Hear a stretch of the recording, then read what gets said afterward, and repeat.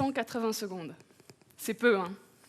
Pourtant, d'ici la fin de ces 3 minutes, plus de 60 personnes auront développé une démence dans le monde. Presque 50 millions de personnes en sont aujourd'hui atteintes. C'est plus que la population totale du Canada. La principale cause? La maladie d'Alzheimer.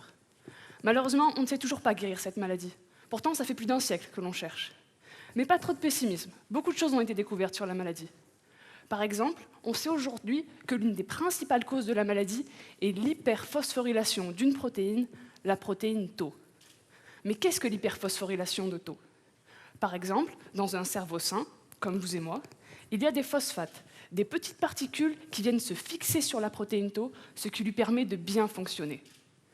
En revanche, chez un patient avec la maladie d'Alzheimer, il y a trop de phosphates qui se fixent sur la protéine Tau, ce qui entraîne son accumulation toxique dans le cerveau.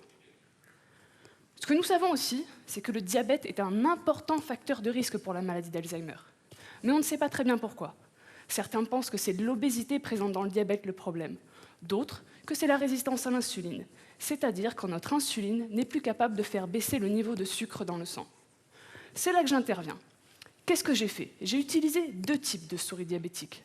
Une avec une forte obésité et une légère résistance à l'insuline, l'autre, moins obèse mais avec une plus forte résistance à l'insuline, afin de déterminer qui de l'obésité ou de la résistance à l'insuline entraîne des problèmes sur la protéine Tau. Et qu'est-ce que j'ai observé? Une hyperphosphorylation importante de la protéine Tau dans le cerveau de mes 2 types de souris, de la même manière, comme dans la maladie d'Alzheimer. Ce n'est donc ni l'obésité ni la résistance à l'insuline le problème. Mais où est-il?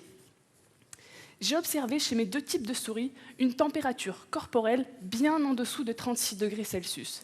Elles sont donc hypothermiques.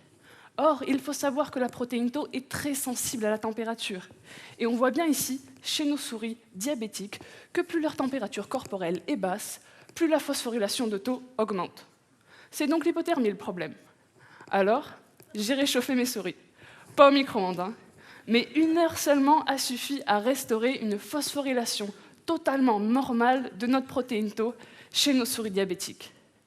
Or, il faut savoir qu'il n'y a pas que mes souris diabétiques qui soient hypothermiques. Beaucoup de patients avec le diabète aussi, surtout avec l'âge. Alors, n'allez pas vous imaginer que la RAMQ va se mettre à rembourser nos voyages dans le Sud, hein. Loin de là. Mais le point essentiel à retenir de cette étude est que, réchauffement climatique ou pas, il est indispensable de ne pas négliger les effets de l'hypothermie sur notre cerveau, surtout pour nous qui vivons au Canada. Merci beaucoup.